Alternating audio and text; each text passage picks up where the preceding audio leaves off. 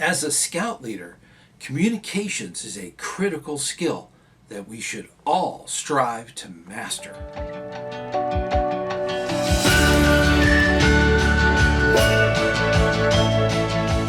Hey, ScouterStan, let's jump right into communications. This is something that is an ongoing critical skill that all adult leaders and all youth leaders should see an example of and try to incorporate within their own meetings.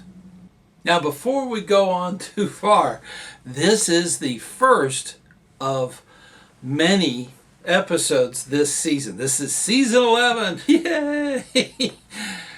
We have moved. I mean, it's a little bit different, a little bit smaller area, and we are working on getting some of the stuff going. But this is one of those things that happens from time to time. We spent 10 seasons in the old location. Now we're in another part of the house, where we do this, and it's a lot of fun, but it was challenging, believe me. The downtime was hard, and we are still working out some of the kinks, some of the issues that we still have, but we're working on that, and just bear with us, that's for sure. Now we're going to jump right back in. Now, it's critical that scout leaders continuously try to improve their communication skills. This is to help with teamwork within the leadership corps, and it's to be the example for the youth. Sometimes communication is so important, especially for safety and different kinds of things that go on within leadership that need to be spoken of and understood. Communication has a high impact to your overall success as a unit. This also entails the communications with scouts to improve their scouting experience. It is important to be clear and concise when communicating. It's critical to get to the point right away, especially if it has to do with safety. When you have new scouts, try to avoid those acronyms. We don't need that. Go ahead and say the words. That's very important. If you'd like more information about that, please check out that video. That's all about acronyms, and it will drive you crazy in scouting because we have a lot of them. Okay, believe me, the BSA has that, right? Get the point. Now, it's also very important that if there's a critical situation, you need to be direct and right to the point. Make sure that it is understood. You want to avoid unnecessary details when doing that, because those details may distract the listener. Now, when you're writing down instructions or have a display or a slide or something of that nature, use bullet points and try to avoid any unnecessary, extraneous things that may be distracting. Bullet points are great because they will help the listener follow and understand what is being communicated. It is critical that we use positive language. Always remember to use language that is supportive and not degrading in any way.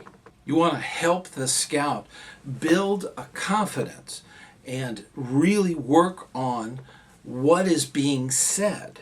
So it's critical to be positive. Don't go negative. For example, instead of saying, don't forget your gear, say something like, remember your gear.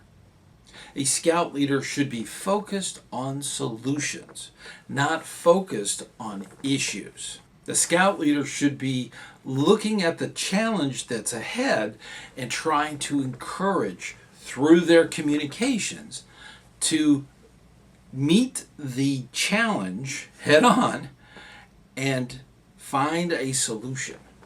For example, next time, let's try it this way instead of saying, "You did it wrong."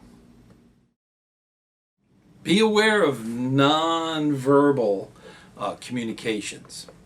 Body language can go a long way in being understood. This is the connection when you're communicating. It's important to have that eye contact. That is a critical part of communications. Using your hand gestures to kind of emphasize that point should be done in a positive manner. And your tone of voice can also be an indicator of the importance of the communications that's being conveyed. Facial expressions have a lot to do with communicating. I've got a face for radio, but I still smile when I say things. It comes through in the voice. You hear that. That is very, very important. The smile can go a long way, and it is a part of communications. Now, before we go any further, I do want to invite you to our monthly meeting. It's on the first Sunday of each month, and it's at 9 p.m. Eastern Time. So you're more than welcome to join us and ask questions and just have fun. You know, that's one of those wonderful things about that meeting. I also want to thank everybody on Patreon for their continued support of our channel. And our channel members. You can be a channel member. You hit the join button and join up. There's all kinds of badges and emojis and different things. They even get the videos exclusively for themselves, ad-free, which is an added bonus. And then, of course, if you don't want to join in and do a monthly donation, you could always do a one-time donation by hitting the thanks button. So get involved. I really do appreciate all that you do in scouting and here on the channel.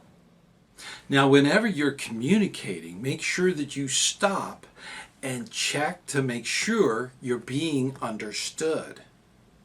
This is as simple as asking your audience or the group you're with, is there any questions?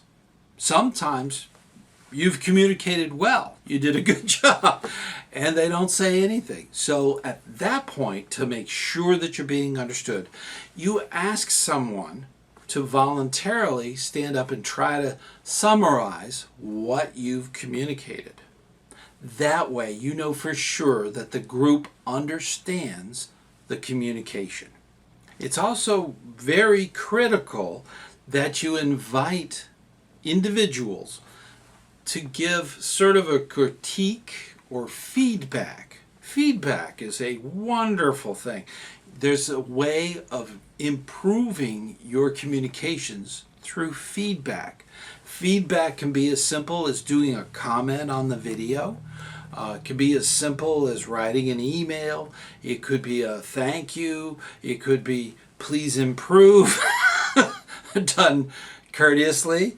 These are things, that's feedback.